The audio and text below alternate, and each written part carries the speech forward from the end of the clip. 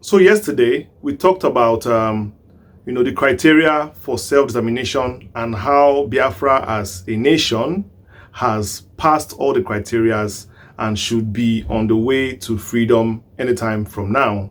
And I was going through the comment section and I saw beautiful comments from all of you, very intelligent and brainy commenters out there. I really appreciate all of you. But there was this one particular comment that I saw, and I thought I wanted to read it for you because this is going to form the basis of what I'm about to reveal to you again today. This person wrote, and see it on your screen. His name is Longinus Agu, and he wrote, I keep asking if secession is not included in our constitution.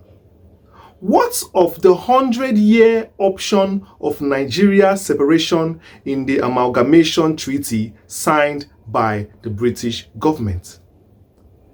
That is a wonderful question, and that is going to form the basis of today's discussion, because the amalgamation, of course, as you know, was a 100-year, call it a contract, call it an agreement, or whatever you want to call it, or call it a document, that was prepared when the merging of the North and South happened. It was done for a purpose, and of course, the people that did it had a specific amount of time that they planned to amalgamate these two sides for. That was an initial 100 years. And I'm sure during these 100 years, they never envisaged that one day Nigeria may have their independence before then. But let's go on. The question that the person asked was clearly trying to know if amalgamation itself can lead to self-determination, thereby having a referendum when the 100 years has expired and the countries, of course, don't want to continue on that path and decide to forge a new path for their respective countries. In this aspect, Biafra nation. Is this amalgamation expiration also a criteria for referendum in the UN Charter or the Nigerian law or anywhere necessary? That is what it's trying to know, and that is what we are talking about today. So grab your popcorn, sit down and relax as we are about to understand the concept of amalgamation, and of course within the context of Nigeria, and Nigeria having experienced amalgamation and expired amalgamation, why we may be still in this contraption now, and why Biafra has not yet used that part to escape from this unholy union. Hold on, and I'll take you through this particular mind-blowing topic. Let's go. So I'll read. What was the 1914 amalgamation? The 1914 amalgamation was the administrative unification, mark the word administrative, unification of the Northern Protectorate, the Southern Protectorate, and Lagos Colony. Because you are aware that Lagos was a colony of its own, because Lagos was not part of Southwest and has never been. That particular clause showed you that Lagos was brought into the amalgamation as a colony of its own, not as part of the South. Do you understand? Lagos was different. It had nothing to do with the Yorubas, because even as at then, the Yorubas were not even in Lagos as at that time. So that word that Lagos is a no man's land is very, very correct. But that's for another day. Let's keep on going. Under British colonial rule, it was enacted by Lord Frederick Lugard without the consent of indigenous ethnic groups like the Igbo, the Yoruba, and the Hausa. The key word is without the consent. It was done without the consent of the indigenous people of Nigeria. This was an autocracy. It was a regime of the military of the British. They did not care about people that were in Nigeria. They just signed documents. They just did it. Whatever they wanted to do, they did it because they owned Nigeria after the Berlin Conference of the 1800s. That was what Britain did. So this amalgamation was not the signing of documents between the tribes. It was just documents signed by the colonial master himself. Hold that in your hand because it's going to lead us to a particular place. Let's keep on going. So the amalgamation officially expired in 2014, and that was under Jonathan's regime. And after the amalgamation expired, many people were started to argue that was this 100 years actually stated in the 1914 resolution or declaration? Some people said it was not, some said it was. But actually, that 100 years was specifically stated, because an amalgamation is not a union. It is just the coming together for administrative purposes. Administrative purposes, and it always has a timeline. Any administration has a timeline. So that is exactly the truth. It was for 100 years and it had an expiring date. But it was never signed by Nigerian indigenous leaders. Therefore, listen, the expiration of it is more symbolic or political, not legally binding. Do you understand? So let's go on. But can the expiration justify Biafra's self-determination? This is the part I want you to listen. Yes, self-determination is recognized by international law. You understand? Whether it is binding in the 1940 Constitution or not, whether the tribes agreed or not, whether it was a Britain agenda or not, so long as at the expiration of the 100 years, it's going to lead to self-determination, that the countries can come together and say, these documents that Britain signed, we don't like it. Can we negotiate our future? It is backed by UN law, because UN law is for anything self-determination of a people. They are for it 100%. Let's go on. According to United Nations Charter and other treaties, self-determination is a legitimate right of a people. So UN Charter Article 12 calls for respect for the principle of equal rights and self-determination of people. The ICCPR and ICESCR, Common Article 1, says, all people have the right of self-determination. By virtue of that right, they freely determine their political status. UNGA Resolution 1514-1960 recognizes the rights of colonized peoples of self-determination and decolonization. Now, listen to the big question here. Does amalgamation expiration, the expiration of amalgamation, does it automatically lead to independence? The answer is no. And here is why. There is no legal status in Nigerian or international law that says that after it expires, that the nations will go their separate way. There is no legal basis for that as at today. Also, the UN law on self-determination requires genuine oppression, colonization, or lack of representation. That is the part we are taking, the normal self-determination, part, which is the UN Charter, not amalgamation. Because amalgamation may be morally, we can use it morally as a way to escape, yes. Morally, it is a ground. But legally, mark it, legally, it doesn't have backing like referendum. It doesn't have backing like a referendum.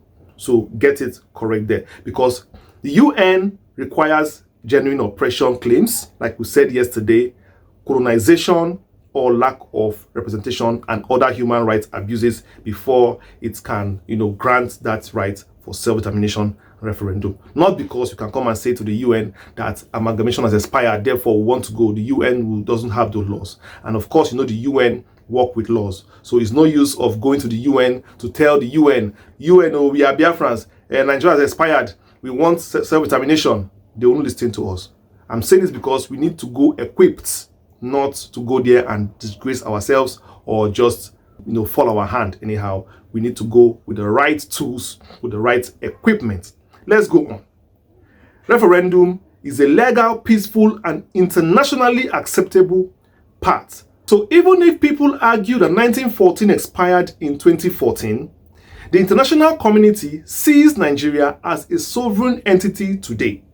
Any exit must follow legal or constitutional means, which is the part we are following, not amalgamation claims. We are following self-determination through referendum claims, because that is the one that is backed by UN law and the one that will not just throw our file away from the table. So I'm doing this video of course I hope you're following me till this moment, so that we will clear this air and we don't give ourselves false hopes and go to start fighting for a cause that at the end of the day we might be sent back with our tail between our legs. Let us go the proper way, because we have evidence for the proper way very well. Amalgamation was not signed by us.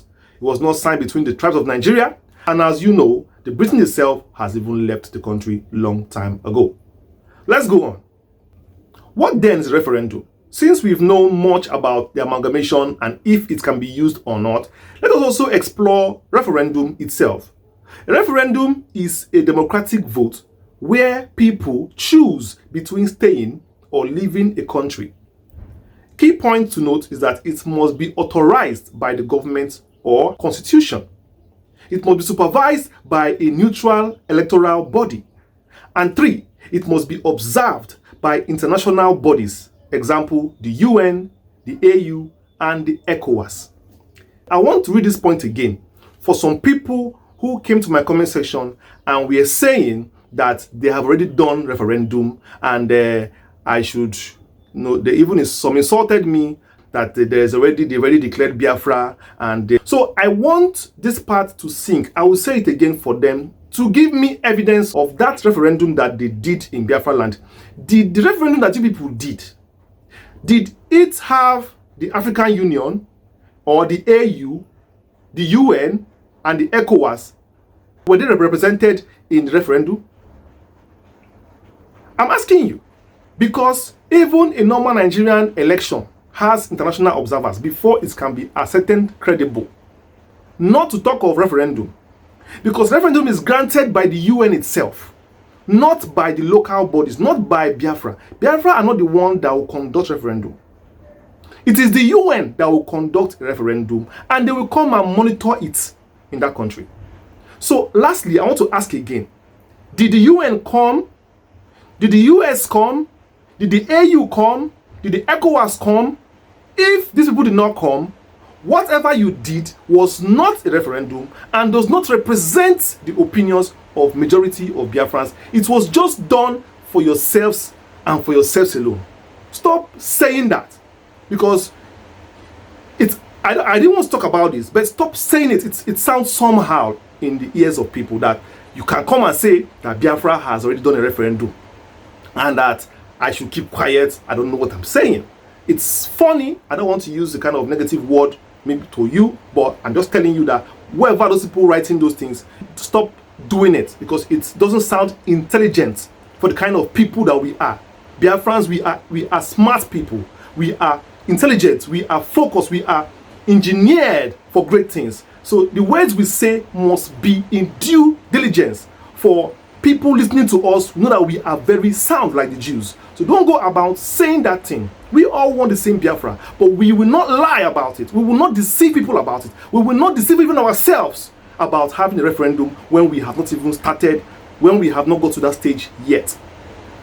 But we'll get to that stage. But for now, we have not gotten there yet. We are getting there. And I also want to ask, was it supervised by a neutral electoral body? Because as you are aware, Biafrans cannot hold referendum for themselves. They cannot be the judge and the jury for the referendum. There must be an independent electoral body that will conduct it for us. It's not us that will do it for ourselves, because it's an international body. We are going to be a member of the international community, and they are the ones that will conduct it. Because we say we want it, we cannot come and judge our case by ourselves. They will not recognize it all. So I'm asking you again for the second one. Did you invite an international body, neutral body, that supervise that referendum you say you did on Biafra land? I don't want to really talk deep, because arguing with some people, it's just like, if you know the kind of time I take to do my research, if you know You will not come to my comment section and you will be asking me to tell you this or tell you that. So, but thank God that there are only a few of them who are doing those things, and I'm glad that I use this opportunity to clear that air so that they might learn a cue and go back to those people who are lying to them that they have done a referendum. Go back to them and say that they should come for a debate with me. I bet you they will not even come, because they know what they are doing and they know why they are spreading that lies to all of you. But I advise you, stop it, stop swallowing those lies, because there are criteria for a referendum, and that thing that happened was never, or even is not even qualified to be a local election. Let me go on. Has Nigeria allowed any referendum for Biafra? No. The Nigerian Constitution 1999 doesn't provide for secession or referendum for independence. In fact, Section 2, Section 1 says that Nigeria is one indivisible sovereign nation. Section 15, Section 4 says it promotes national integration and discourages discrimination along tribal lines. The only way for Biafra to go is to pursue international sympathy under self-determination laws and not looking for referendum. Because I will also let you know that going by what I just read now, that Section 2, Section 1 of Nigerian Constitution says that Nigeria is one indivisible sovereign nation. That clause alone has put an end to the amalgamation, because this one now was written by Nigerians themselves for Nigeria. That means the Igbos signed it, that Nigeria is one indivisible nation. The Hausa signed it, that Nigeria is one. The Yoruba signed it, that Nigeria is one. And then the way they signed it, they did not plan to divide Nigeria. So yes, the amalgamation was going on when the British left, and Nigeria took over and did a constitution and wrote in the constitution that Nigeria will be an undivided union. Whereas even the amalgamation stated that in 100 years time Nigeria will divide. But our own leaders, in their senselessness, with all due respect, thought they were wise and felt that no, this thing that Biafra did, this thing that Lord Lugard did, he used sellotape. Let us use super glue and glue it. That puts an end to any division via amalgamation or via referendum if it was going to be easy locally. So locally we don't have the law that we should have had, which I blame Azikiwe for that, because he was carried away by the love for one Nigeria and forgot to insert that clause, did not want to insert that clause. Even when Awolowo was pressing for that clause to be inserted, and Ahmadu Bello was pressing, Azikiwe refused. And now look at what is causing us. Now we are at the mercy of United Nations. We just have to be equipped enough with the evidences, like I have told you yesterday, the evidences that they need. You know, the criteria that they need to step in and grant referendum to us. And of course, you know, Biafra has already succeeded in passing those tests. That is all we need. We don't need any other arguments. It's just for us to start moving straight to the UN with the bodies already on ground that will pursue this cause to the end, than just staying there and waiting for a miracle. A miracle will never give us Biafra, but hard work and evidence will give us Biafra. Let's keep on working. Let's keep on working. But how can Biafra use amalgamation symbol to justify a legal exit? Now, there are constitutional reforms. We can push for inclusion of referendum in Nigeria's constitution. That is a wonderful, that would be wonderful if our politicians are also working with us. The same mindset, the same understanding. If our politicians also want the same thing, this will be possible. But where they are doing their own and we're doing our own, we don't meet. They are the ones in the House of Assembly. They are the ones in the Senate. They are the ones in the government. They are the ones that can fight for this referendum to be put in the law. Example of such is Scotland's referendum that was approved by the UK Parliament. It happened in Scotland, in England. Another one is the UN petition that you need to prove that there is oppression, marginalization, or genocide. Then you apply under UN Decolonization Committee. Mark it, UN Decolonization Committee, or ICJ, for advisory opinion. Example is South Sudan, that eventually got a referendum after decades of conflict and international pressure. So there are challenges for basing, self-determination on amalgamation. There are challenges, and that is why we cannot use it. It has lots of challenges because there is no legal treaty between the Hausa, Igbo, Yoruba, North and South. There was no agreement. We did not sign any documents. Amalgamation wasn't a pact with signatories. It did not have signatories. It was just declared. Whatever is not backed by a signatory is not backed by law, and we might find it difficult for the UN to approve it with that part. So in conclusion, for amalgamation as a pathway to self-determination, I conclude by saying this: can amalgamation expiry justify or lead to Biafra independence? No, legally not, but symbolically it strengthens the emotional argument for a new beginning, for real world independence. Referendum, on the other hand, is the real legal path.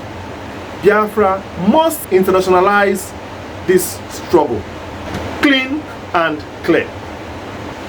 So it's obvious that amalgamation can't just be symbolic to point out when we are arguing for our referendum that even the Nigeria of a country has expired, sir. 100 years has passed. That might just be an argument. You might bring it under as an argument, not that it's going to be a basis, because it has no legal backing. Just like every court case, there's always the argument you make when stating your case.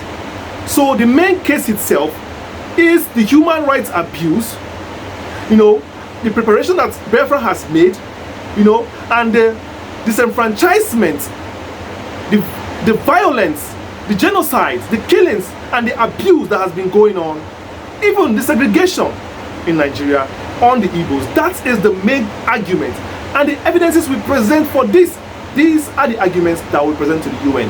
Then we can argue and also say that yes, we have also expired as a country. Don't you think this should end? That is going to be a better way forward. So amalgamation is not a path legally, but morally may be a path. Referendum is the path for self-determination and freedom as a nation, and that is what we will stick with.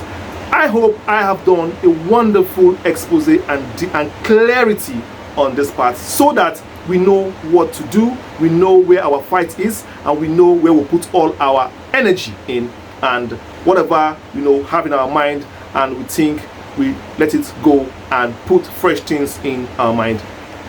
Always I want to see what you have in the comment section, because it helps and guides my also thoughts. I don't know it all, but definitely I promise you to always do my research as usual and give people bumper packages, fact checked, without any error at all, because as you know, we always do it the right way. No channel does it better, I assure you. So stick here. Always make sure you turn on notification, click on that bell that says all, select all, to make sure you get all notifications whenever we drop a video. YouTube will alert you, even if you are sleeping, or even if you are even in your deep dream. To all my supporters around the world, I greet you all watching me from all the countries of the universe. I respect you. Potters family, we are a family of truth, purpose, and faith. And with faith, we can move all mountains. I've been your host, Chi Ne Do. Thank you for watching my video. So I see you next one. Peace.